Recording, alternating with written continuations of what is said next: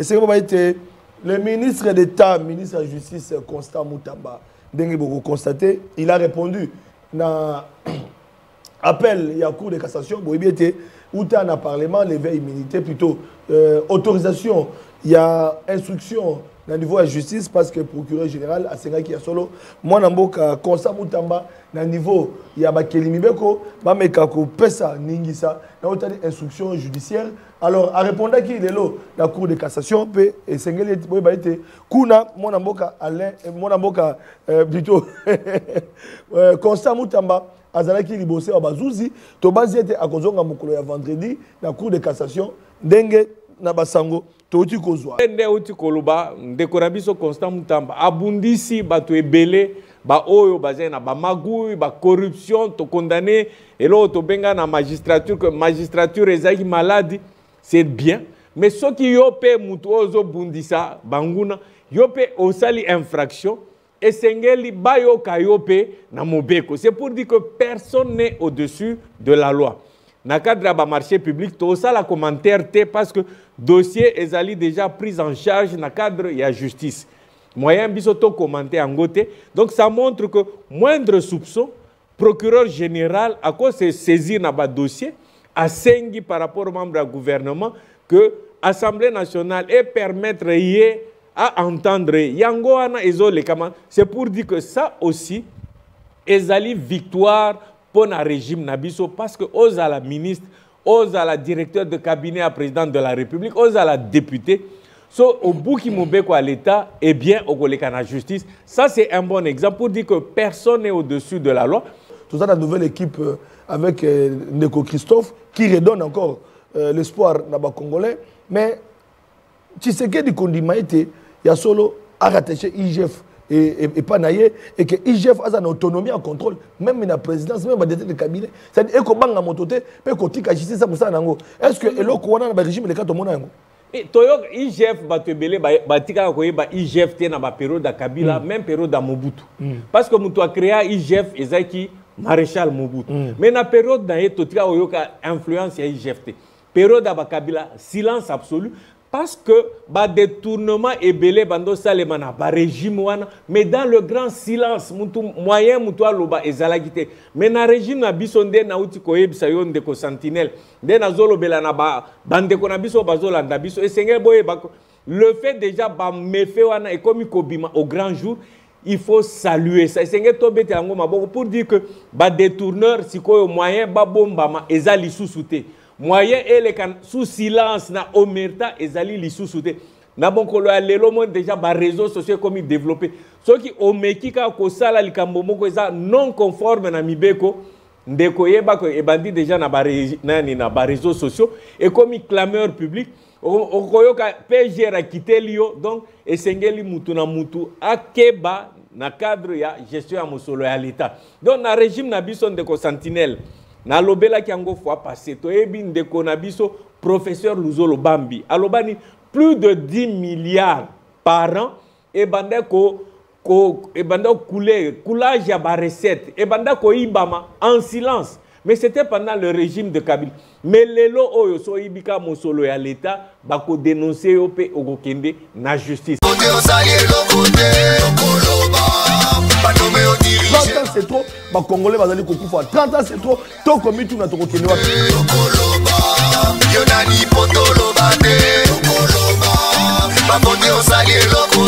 Donc on a bandé qu'on a mis opposition au bazar à pouvoir. Pas si y a population. Population est bien le la terre. Maman bi pupula. Ba fonctionnaire les lois ba comment bato bazanga. Voilà bandé qu'on a ngai ngonga ba sentinelle ngonga ba kengeli ya mboka ngonga ba oyo balinga Congo, ba patriote ba nationaliste.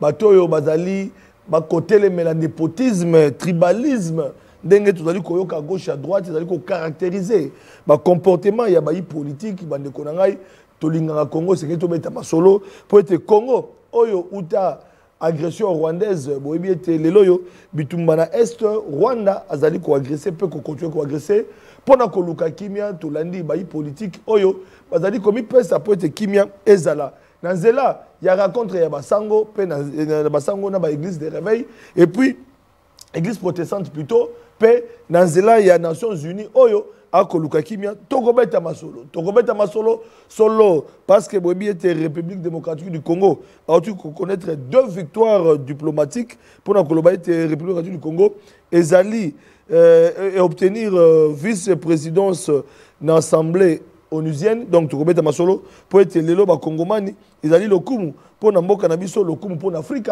comme on a été République démocratique du Congo ya solo azui place ebonga na kati ya organisation ya Nations Unies. On met à solo sous bande ko balandi pour être les loyo na domaine à sport, il y a des questions oyo ba congolais bazali ko se poser to ko répondre bolanda qui sorti médiatique il y a Martin Fayulu. C'est vrai, ça fait couler beaucoup de salive et donc dans les milieux politiques dans les salons UP to ko mettre à solo parce que ba congomani ba kozela ba yoka oyo zali suite pona oyo zali koleka na mboka na biso.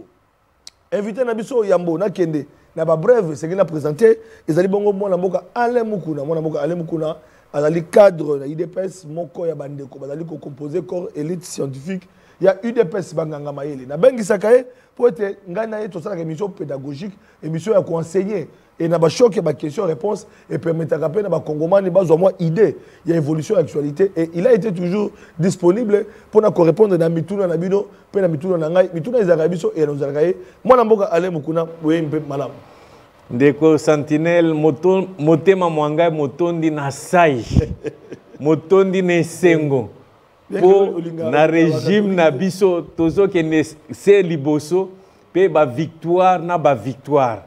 Donc sur le plan international tolongi, sur le plan national pe tozo la que ça fois passé na imsa que ba rocade mokolo ya poso esengela ki babanda asphaltage pe se bandi nyonso to anezo la ki ça que na régime na biso malgré quelques faiblesses o ezanga te na mabota nyonso tout quelques faiblesses na vie ya mutu nyonso tout mais l'essentiel c'est que le plus important tozo kendende liboso tozo kende pe na développement ya mboka na biso avant faire un mandat deuxième mandat na banzi ba congolais ebele ba changer langage na bango ah oui wana nazolo bango avec assurance avec certitude parce que nous avons pris maintenant le bon chemin et puis tozo décoller certainement.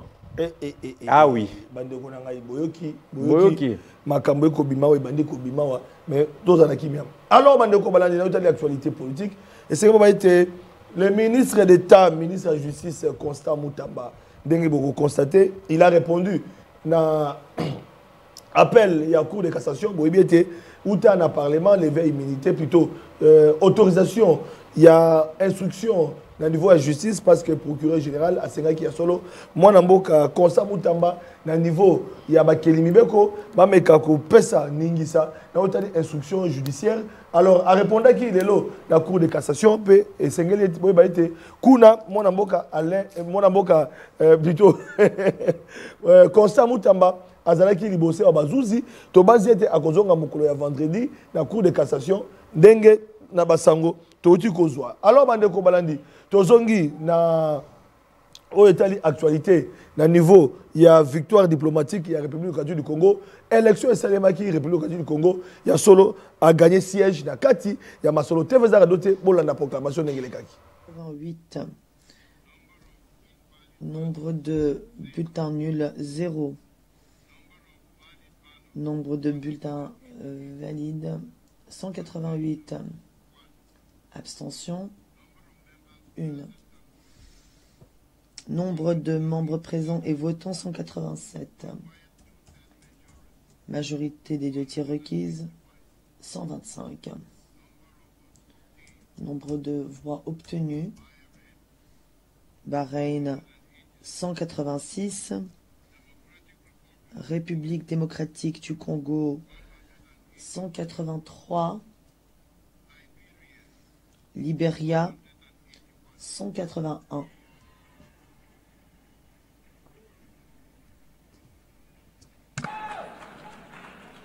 Groupe B. Groupe B. État de...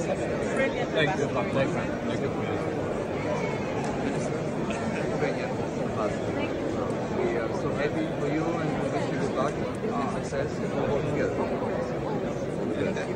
Congratulations on the dear cyclists. Thank you very much. Thank you very much. Congratulations if you have twins. All the best. All the best. Congratulations.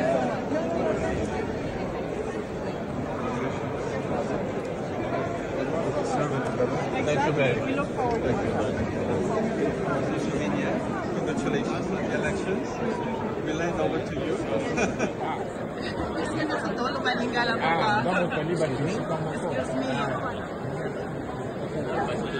Thank you so much. We appreciate it. Exactly. Brilliant. Thank you. Thank you. Thank you.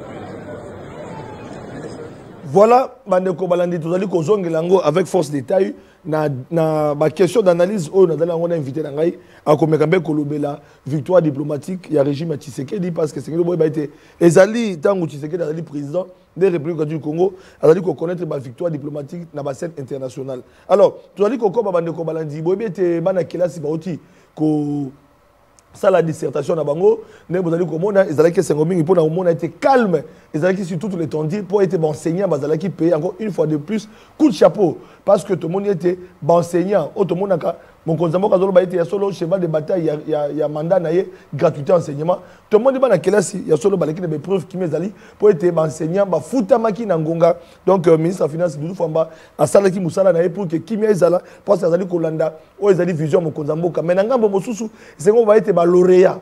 Tu dis qu'on continue à insister, bana biso bana kelasi, batanga malamu, basne kana ba concours malamu, ba o ba ko se distinguer parmi ba lauréats, il y a solo, oui bien excellence c'est la fondation. Maman Desire Kero en tant que maman, ya bana azali toujours déterminé à travers fondation nae pour na ko soutenir bana oyo, bazali ko se distinguer à travers fondation nae. Donc c'est pour dire que bana kelasi en tout cas bozwa kelasi na considération bossa l'examen parce que ba oyo ba ko se distinguer na ba lauréat ba ko zo ba bourse excellence ya ndenge boyebi Maman Desire Kero asala ka yango chaque année asala ka yango na ba lauréat nyonso. Donc voilà réponse na mituna na bino. Tokei na sport bandeko balandi na domaine na sport bosengo ba été dié budimbu kuna tomoni était changement ekoti pourquoi parce que le domaine na sport et c'est ba été partenariat entre République démocratique du Congo na ba club mosusu ya Europe zali ko viser objectif clair ya ko développer football congolais. Alors pona yango mona boka dié budimbu abundi azuko bunda toujours pour que partenariat wana entre République du Congo et profiter na bana na biso na ba jeune na biso et puis na ba encadrer na bango directement o bazomi na mboka ba bénéficier de ma formation pour permettre au Congo dans le domaine de sport, il y a football, makambo ekende liboso et puis essayer ba été pertinence il y a makambo ya partenariat on a ezali au-delà il y a aspect publicitaire ndenge ba musu bazali ko kanisa parce que na ba maillot bon comment était ba meilleure critique que za pour être fondement il y a formation na biso ekende malam. Donc c'est pour dire que coup de chapeau dans le domaine de sport ndenge tozali komona. Alors bande ko baladi parce que nous parlons de coup de chapeau. Cette fois-ci coup de chapeau na ba wazalendo na biso. Na mapinga na biso. Vous allez comme on vidéo zali viral na ba réseaux sociaux pour na kolakisa te ba congolais ba pinga na biso ba wazalendo na biso ba bazali ko bunda bazali déterminé à ne pas trahir mboka na biso ne bazali ko mona ba image andeko ba mekaki ko corrompre bango na mbongo na misolo ebele mais ba boy bomoni misolo yango ngwana ba kolakisa bino ils sont déterminés pour que bitumba et si là et que intégrité territoriale na mboka na biso ezala ezonga ndenge ezalaki et puis coup de chapeau na ba FRDC nezali koloba parce que boyebi ete déjà solde il y a militaire na policier gouvernement à travers le ministre de la finance Doudou Famba ba futi ba soda ba ko futa bango les 28 ba fonctionner ba ozambo na bango boyebi ete solde ba militaire na soda kuna pe ezali ko ba po ete ba dédoubler salaire ya ba soda ba baza na fois ba ko $500. Donc ezali le coup pour na mona ete mapinga na biso ba ko trahir te bazali déterminé pour na kobundela Congo bako kufela ekolo ndenge bango mo basengaki na ba vœu na bango plutôt na ba serment na bango par occasion na minute c'est ba été oyo azali molobeli ya mapinga porte-parole ya mapinga ndeko Kenge général Kenge azali siko na briefing na Patrick Mouya na ba journaliste na RTNC nous sommes en direct kuna pe zoli ko sala mandenge zoli ko loba pona ko luka sous ko éveiller conscience ko expliquer nenga nini victoire na biso zoli ko sala mandenge nini mokonza moko azali déterminé pe ndeni ba congomani bazali ko accompagner les loyo mapinga na biso donc bokozwa ba détail na prochain jour. Voilà. na otali actualité botu kolanda message à mon amour Martin Fayulu qui cette fois-ci a demandé la main congolaise congolais na opposition nous avons vu consultation décidé la mouka ya Martin Fayulu batikala ko kendete mais cette fois-ci Martin Fayulu a tali mboke zo kende esengé to sangana voilà bande ko balandi mais sortie médiatique ya Martin Fayulu pour les uns c'était une sortie ratée pour la bamisusu na nenga opposition bamisusu babie te nenga zo kende yemoko donc apparemment opposition la ngi bandouya to komi tout donc qu'est-ce qui se passe exactement et pourtant mon Kozamboka attendaki mais est-ce que aboyi to aboyité to qui réponse à mon Kozamboka ezate andimi était Fayulu bakokutana pona ko solola basuba lobi était ezali cop na bango basi ba solola qui Fayulu asali mbongo beaucoup là dans les réseaux sociaux il y a des journalistes qui critiquent même qui font des révélations sur makamzali koleka mais to koyamba invité na biso de quoi IDPS a comme ça biso qu'est-ce qui se passe de là yo Mokozamboka avait tendu la main opposition boyaki de là opposition sengi va tendu ya Mokozamboka en retard mais Mokozamboka ndimi ils allaient dire qu'est-ce qui se passe réponse tout à l'heure avec notre invité Alain Mukuna Wembi. Mbote na yolisusu. Mbote ndeko sentinelle. Toko banano na bref valiboso ba Kongomani, ba moni Constant Mutamba ministre d'État, ministre de la Justice. Oyo a telemela ki ba miyibi. Mais lelo yo azali poursuivi pour na hôtel détournement des fonds publics. Mbongo dagi dessiné pour na kotonga en prison. On parle de 19 millions, on parle que asala ki bokanda pour mbongo bema 29 millions, il y a pas bimbongo na bima kité, il y a un flou.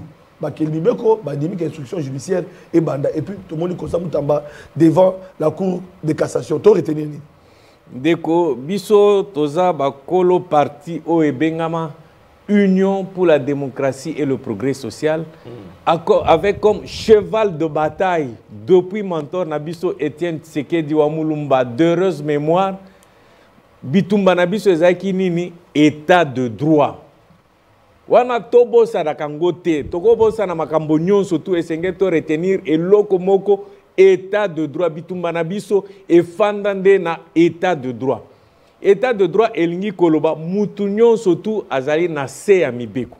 Kobanda na président de la République, président de l'Assemblée nationale, ya Sénat, ba membre nyonso tu ya gouvernement, ba député, ba sénateur, batu nyonso tu na kati ya mboka na biso baza na se ya mibeko. Ça c'est ce qu'il faut retenir.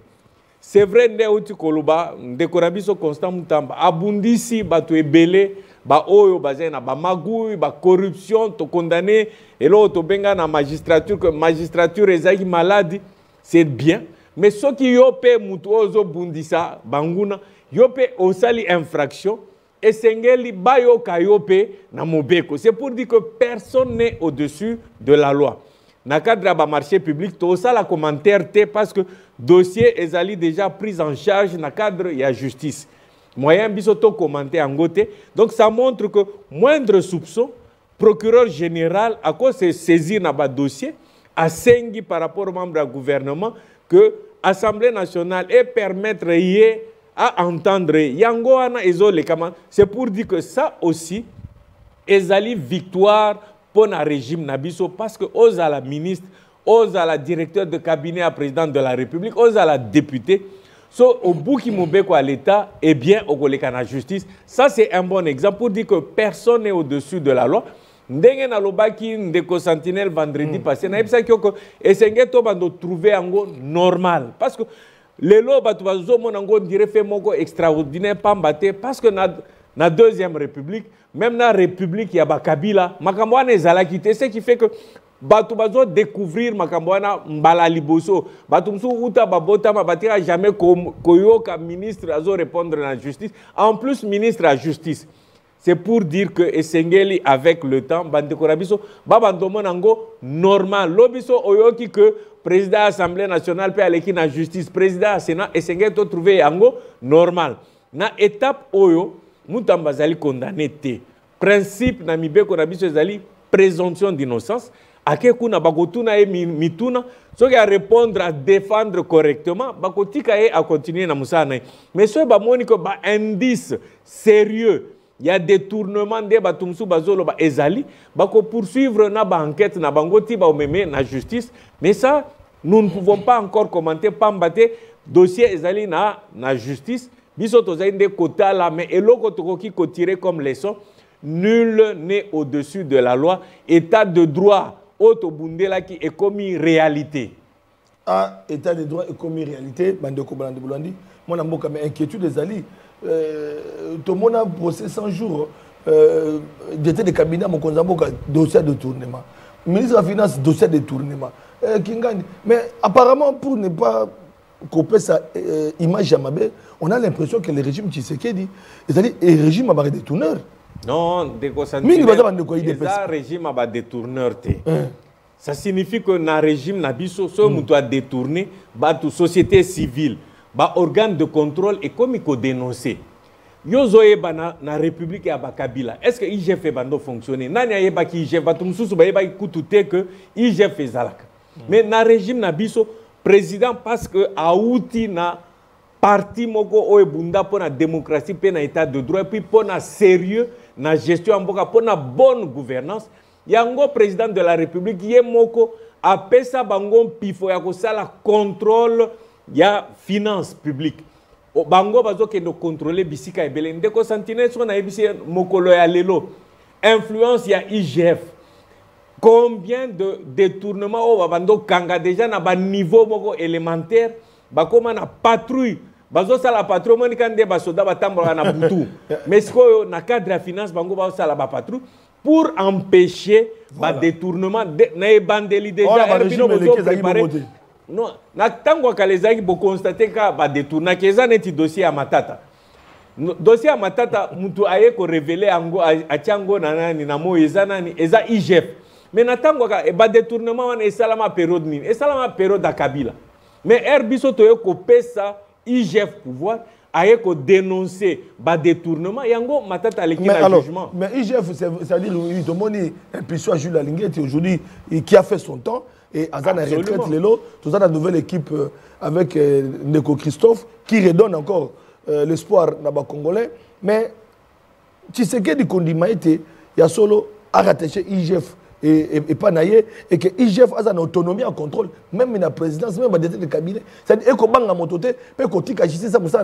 Est-ce que le Kouana dans le régime, les cas de mon et toyok IGF batebele batika koyeba IGF te na ba période da Kabila même période da Mobutu parce que mutu a créé IGF ezaki maréchal Mobutu mais na période da totika oyoka influence ya IGF te période da Kabila silence absolu parce que ba détournement ebele bando salema na ba régime wana mais dans le grand silence mutu moyen mutu aloba ezalaki te mais na régime na biso nde na uti koyebisa yo ndeko sentinelle nde na zolobela na ba bandeko na biso bazolanda biso esengel boye le fait déjà ba mefe wana et comme kobima au grand jour il faut saluer ça esengel to bete yango maboko pour dire que ba détourneur sikoyo moyen ba bombama ezali sous-souté moyen et sous silence na omerta ezali lisusuté na bonkolo ya lelo mo déjà ba réseaux sociaux comme développé ceux qui omeki ka ko sala likambo moko eza non conforme na mibeko ndeko yeba ko ebandi déjà na ba réseaux sociaux et comme clameur public okoyoka PG ra kitelio donc esengeli mutu na mutu akeba na cadre ya gestion ya mosolo ya l'état donc na régime na biso ndeko sentinelle na lobela ki yango fois passé to ebi ndeko na biso professeur Luzolo Bambi alobani plus de 10 milliards par an et banda ko coulage ya ba recette et banda ko ibama en silence mais c'était pendant le régime de Kabila mais lelo oyo so ibika mosolo ya l'état ba ko dénoncer opé okokende na justice ndeko donc ba avancer wana et sengeli to saluer yango parce que comme sikoyo ko protéger l'économie en Mboka. Yango moni que au fur et à mesure que Bambou les eaux poussent de plus en plus, Mosolo à l'État, Toloba kita à l'État, budget à l'État, ezali komata, se komata. De Consentinelle et Sengel tous à la fière nango. Voilà, Tozali Kokoba. Alors, la question Oyo, double victoire diplomatique, Yamboka. To retenir ni. De Sentinelle, yeba na ba émission passée Tobando Loba. Diplomatie agissante. Bah voyage, plus de 200 voyages. Bah tout babando c'est kabiso. Tu sais que les gens qui sont na planète Moussous. Deko babando loba diplomatie agissante. Bah tout babando c'est kabiso. Plus de 200 voyages. Bah 200 voyages ezali pona ni pototia mboka na biso Congo sur la scène internationale. Ebi ezali na ba dossier Moussous, ba institution Moussous Et bisika bazolo bela likambo ya Congo, au na Rwandais azo représenter Congo. Mais Rwandais on a représenté ba intérêt à Congo. On a vécu ça ici hein. To bando ye bango Rwandais a okende représenter nde ba intérêt à Rwanda. Mais azui kaka étiquette à la ti masque ya ki congolais, mais azo défendre ba intérêt à Rwanda. Tozala qui absent na ba institution ebele, ce qui fait que sur le plan multilatéral tozala qui pratiquement absent. Moutou Kolobela Congo azala quitté. C'est pourquoi le président de la République, et l'Obanango maréchal de Mobutu, a eu bâton de pèlerin. Et c'est là qui a tambola pour Azong Sambo Kanabiso sur le plan international, à l'échelle internationale. Batoubaye ba Congo et Zalinine. Congo et Zali pays solution. Tolobeli Mboka Congo. Maintenant, vous voyez que depuis deuxième mandat, président de la République a tambola l'issue. Pourquoi? Parce que Asia sali déjà fondation. À sali clôture, mboka na biso ekomi protégé. Siko akomi otinda ba ministre, akomi otinda ba ambassadeur pour balobela likambo a Congo, pas mbaté parce que fondation et c'est salami, non seulement fondation mais fondation en des matériaux durables.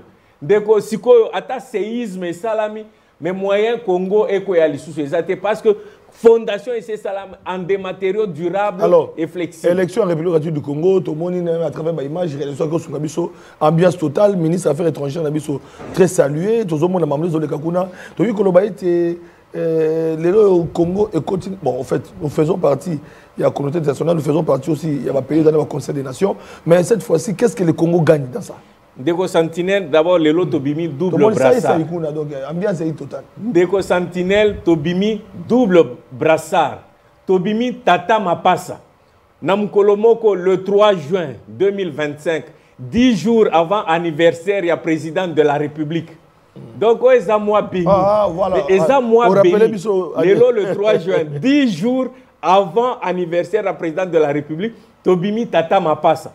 D'une part, Tokomi parmi les 15 membres permanents, il y a conseil de non permanent parce que le conseil de sécurité il y a 15 membres.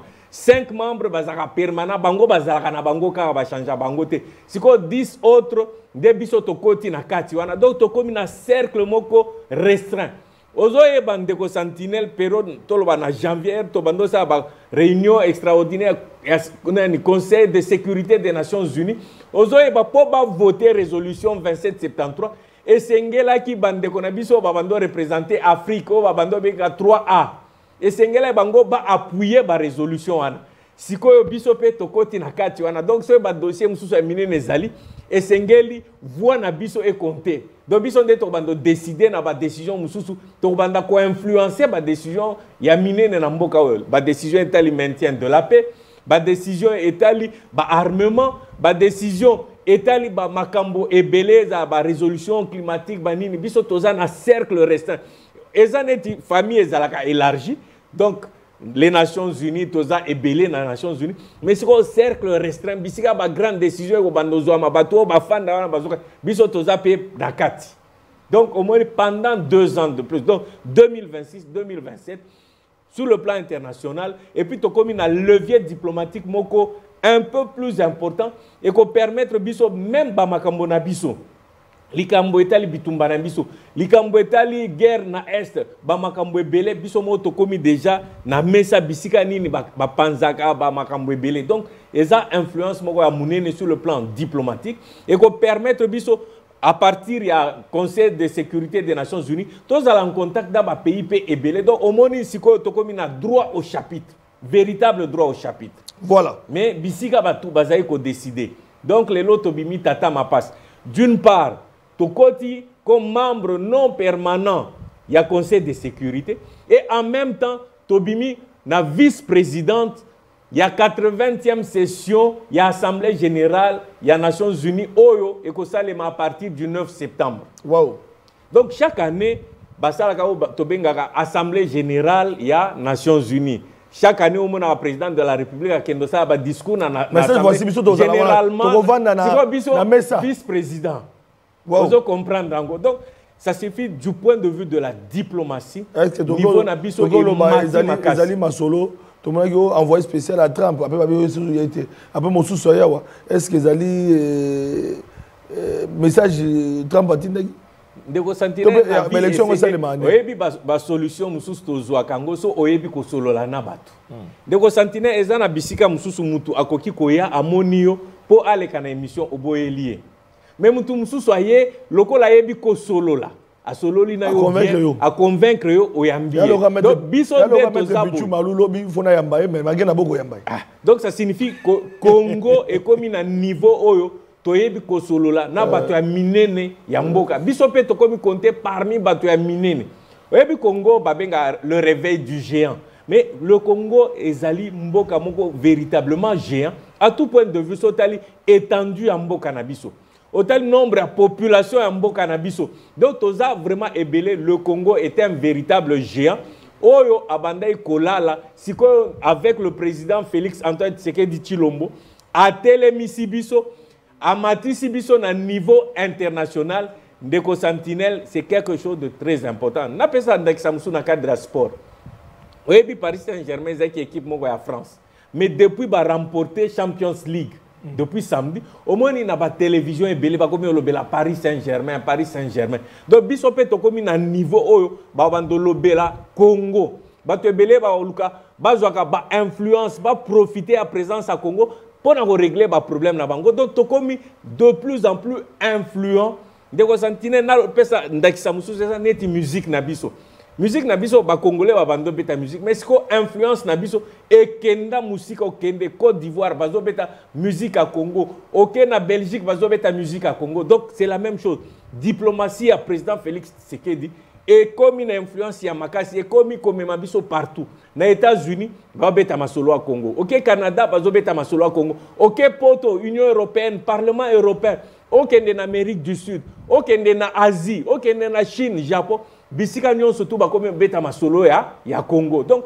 sur le plan international le géant s'est véritablement réveillé mais avec le temps c'est quoi développement et zolanda diplomatie au moment na vivre ndena ibsa ki yo ndeko Sentinelle avion na biso ezo décoller tozu pilote ya Malonga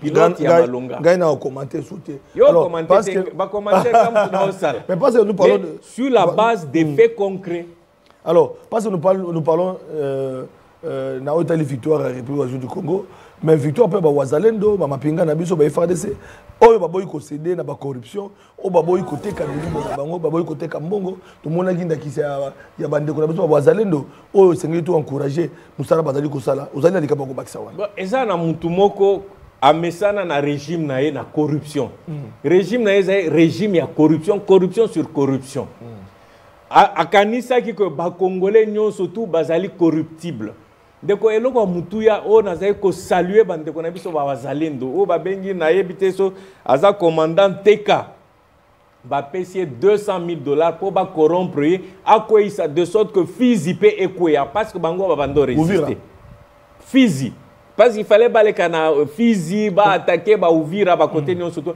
ye aboyi alobi ngai naza na nyongonde ya Congo naza nyongo ya mutu moko te faut passer na epsa que général ya garde républicaine aloba que mutu moko akende na nyongo ya ba garde républicaine mais siko bango kuna baboyi balobi biso jamais toko lexa banguna te biso to boyi donc ça c'est des comportements à saluer. Voilà. Alors, maintenant, nous allons terminer parce que nous avançons. Likamotali dialogue. Dialogue, est-ce que ça a une nécessité dans la République du Congo? Dialogue, ça signifie que bisika batu bazali, na otoye biso que koyeba ko solo la. Déjà biso na régime na biso à l'échelle internationale, to la kisi que toyebi ko solo la. Masolo ya Malonga na ndezo sala ko influence na biso ezo kende musika ndeko esenge toyeba ko likambo influence eza likambo mo mutuya. Ndeko Sentinelle sozu ba journaliste nyonso to balukaka ba koma na influence. Soza awa lisolo na yo esukaka na PSTV esukaka na kinte mais lisolo na yo ekende musika tina ba province et même en dehors ya mboka. Ça c'est le rêve de tout le monde. Sikoyo biso to komi na influence amunene to solo li bien na libanda. Mais le col abandé qu'on a biso misusu baye ko comprendre bien qu'avec retard. Pour le président de la République déjà le 24 janvier 2019 après ça ibatu atanda ki loboko alobi boya to solo la to tongamboka batu mususu ba boya ibalobi loboko na yo eza ya salité boye na boye. Mais nous ne sommes pas des revanchards. Nous avons compris qu'ils ont compris en retard. Ndeko Sentinelle, même na kelas, ezan batu mususu ba comprendre na retard. Lokola ba comprendre na retard. Baye to yamba bango ne sengo dans la mesure où ils viennent pour to développer mboka na biso to kende liboso to pesa bango moi influence na biso otozui ba moi mpifo tozanango. Alors, mais batu mususu ba bi que les met tendu il y a des coups de bango baboyaki. Mais babi Martin Fayulu a sengi pe Tshisekedi ndimi. Bamuso beza cop Fayulu asa kutana kina Tshisekedi. O ezali ngo ba formalité. Ba kutana ki wapi? To ba epenge bazo senga primature. Bon, wana bato babia Fayulu azo senga primature, aux approcher premier ministre.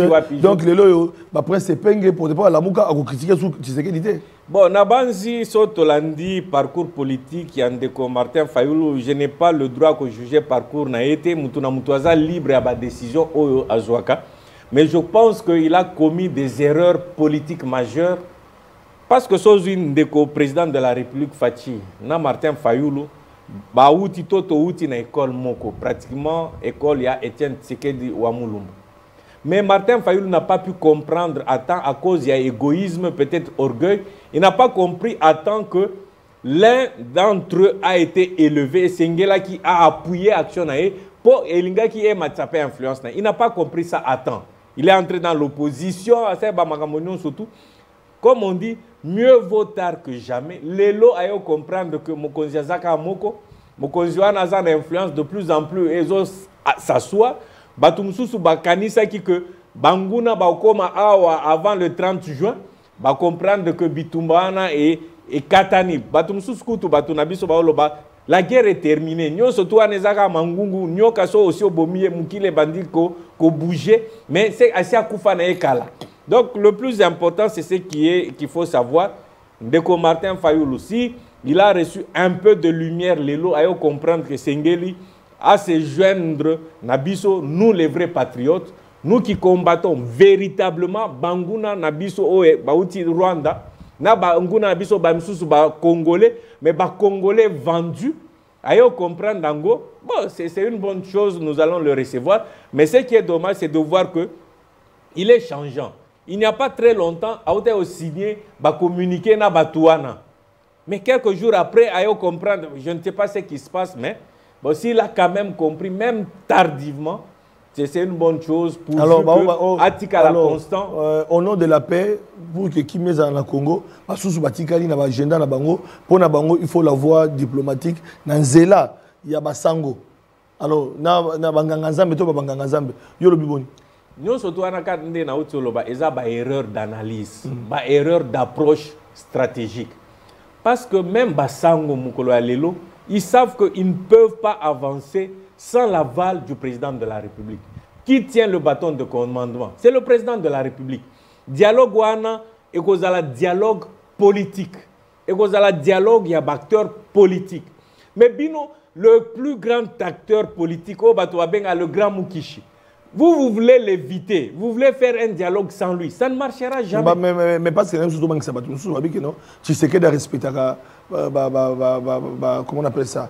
Malouba a été trop de promesses à ça la côté. C'est mal le connaître. Et que à qui kolaka, au qui koyokana à respecter ma corde. C'est mal le connaître. On accuse les dépêches. Parce que même avec l'UNC, il paraît que on respecte pas ma corde à niveau. Ça sert à quoi? Non, ça sert à quoi? Ce sont des exemples qu'on donne. C'est pour dire quoi? Le président de la République et loko aboya na vinae et loko aboya bisope na UDPS et loko to boya na combat politique na biso eza compromission. Toza d'accord pour retrouver compromis parce que mutuna mutuaza na makanisi na esengeli po to tambola elongo to trouver terrain d'entente. Mais compromission de toboya, makambo ya corruption toboya, makambo ya détournement yango de tozeli koboya. Ezala mutu o aza ya régime na biso so akoti na compromission, pena détournement, il sera frappé. Donc elo toboya yango wana batu mususu balinga ba mema biso na compromission. C'est pourquoi ça ne marche pas. Si vous nous amenez na voie à compromission, to kondimate parce que biso toza ba légaliste, to bunda pona état de droit. C'est ce qui est le plus important. Cheval de bataille Nabiso, ligne rouge Nabiso, et ça état de droit. So memi biso en dehors il y a état de droit, wana tokoyo kanate. C'est pourquoi ezala makambo ya UNC. Nabanzi que c'était clair. Yo président abimi président, mais après ndeko Nabiso abimi nani premier ministre. Mais conformément à Mibé kwa mboka Nabiso, ce n'était pas possible ya kopé ça y est. Primature, pourquoi? Parce qu'il fallait respecter l'état de droit. Namibé Konango, ce n'était pas possible. Donc ce n'est pas qu'on a roulé qui que ce soit, mais c'est que par rapport Namibé Konabiso moyen, Abima Premier ministre exacté, mais au moins Biso na courtoisie Nabiso, toi c'est présidence et Assemblée nationale. C'est pour dire que nous restons conformes à nos engagements, nous sommes sérieux et nous le resterons. Mais sauf que Bissika et Sengi compromission, on a beaucoup de Donc, c'est ça le plus important de comprendre que le président Tshisekedi respecte toujours ses engagements. Même dans l'Union sacrée, on a vu qu'il respecte les engagements. Mais compromission de Toboya, na vie nabiso. Compromission pour la bande nabiso, pas mabi pour la élection.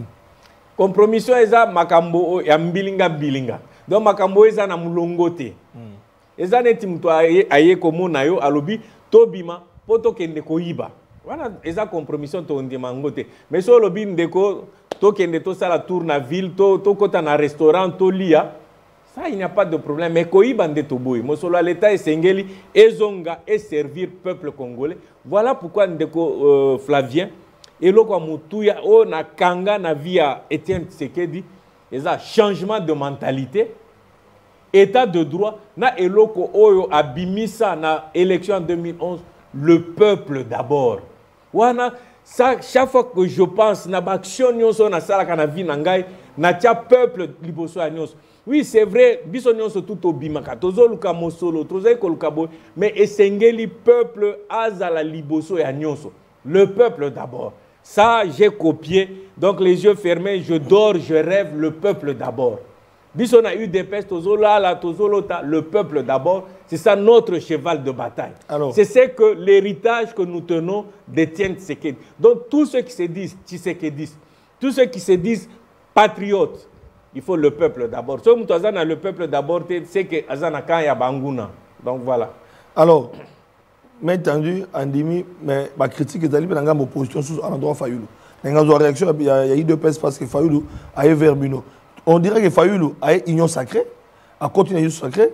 Quand il y avait cette question, il y a révision au changement de la constitution, où Mouzito pensait qu'on devrait modifier la constitution parce que c'est la lacune. Mais on l'a traité qu'à côté de l'union sacrée, il a commandé Moutou Tshisekedi. Mais les loyaux, Fayoulou sait qu'il a fait avec son message. Alors nous pouvons déduire qu'à côté de l'union sacrée, toi, on ne peut même pas déduire. Pauvre Ezabatu Moussoussou Oyo.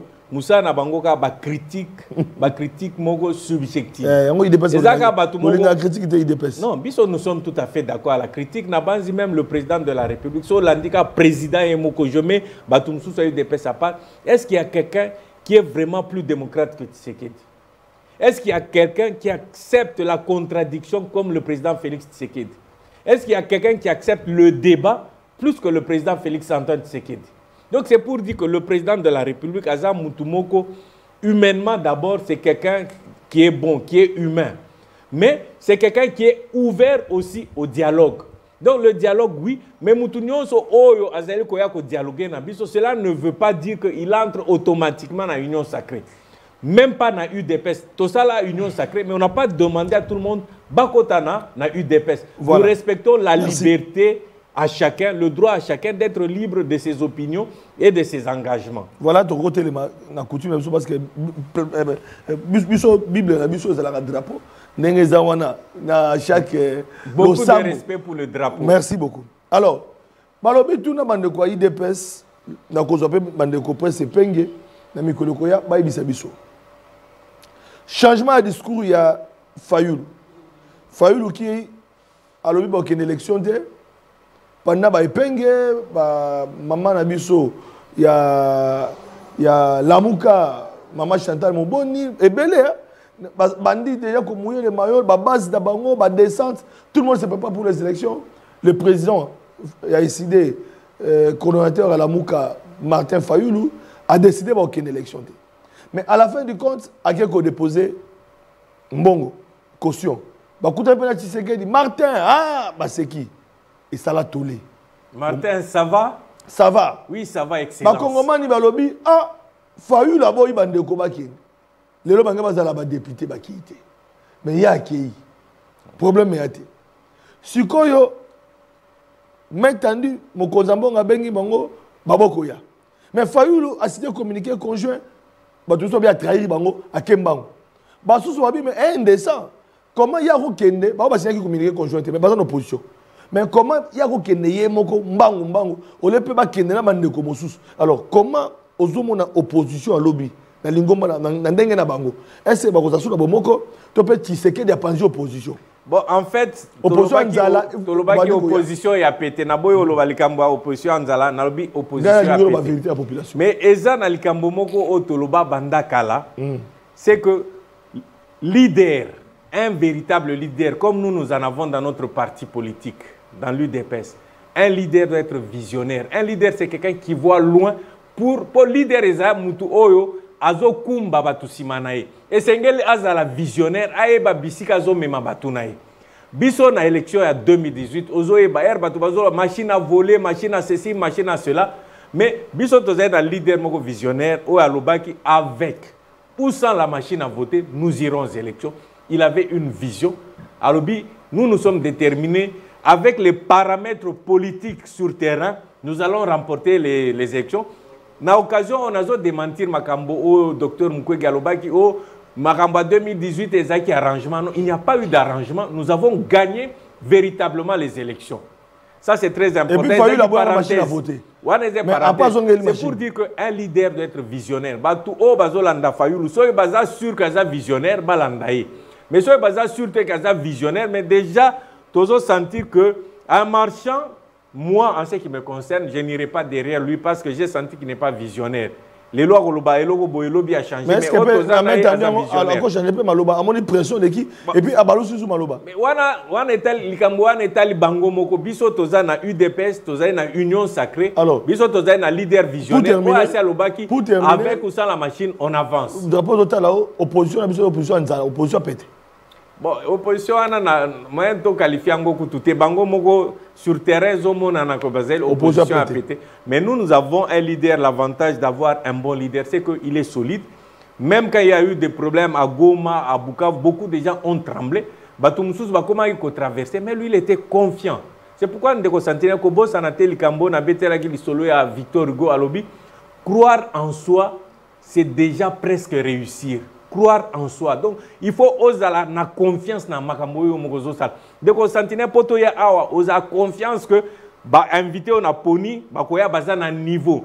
Ngamoko émission, il faut na confiance dans Makambonazo Sal. Biso toza na leader moko o ya na confiance na moko, c'est déjà ça qui nous amène à la victoire. Donc, ça c'est vraiment très très important. So besoin un leader asa visionnaire, bokende musika. Mais batumsusu wana tozota la bango. Ils n'ont pas été capables de ne fût-ce que porte-parole. Donc, Bango Moko bazo senga dialogue. Mais entre Bango Moko, dans le cadre de dialogue interne, il y a opposition. Bazo Kokako solo la Bango Moko te pour na porte-parole. Jusqu'aujourd'hui, le mandat avance. On n'a jamais eu de porte-parole. Mais ce qu'on bat à Bongo, Bosa et à Bango confiance d'Eni. Donc, nous avançons. Nous sommes sûrs. Dès que sentinelle, nous sommes en train de décoller. Ba oyo balingio comprendre dangote ba comprendre na retard mais avion est déjà à 11 000 km du sol et ce sera impossible de nous poursuivre. Merci. Donc, merci beaucoup pour la bande comme sous bazoki bakouté donc to kabwana parce que depuis ça été briefing Patrick Mouyaya est-ce que vous été les loyo porte-parole ya mapinga Sylvain Kenge Azalaki devant ma journaliste. Donc, toutes les questions posées autour, il y a Maïmazali Koleka, Nakati, il y a Mapinga, Nakati armée, Pendenge Tokomona, Lelo, victoire, Oyo, il y a Mapinga, Nabiso, Wazale, tout ça, toutes les questions ont été posées par des journalistes et les réponses ont été données par l'invité, donc plutôt par les porte-parole, il y a armée. Donc, toutes les questions de Bolanango, juste après, pendant le baïté, nous avons été nos caméras, na briefing, pour que vous ayez des détails, na émission. Et puis, pour terminer, les alliés de Bandeko, balingaka émission. Maman appelle ça le coup, mon émission, pour balandaka.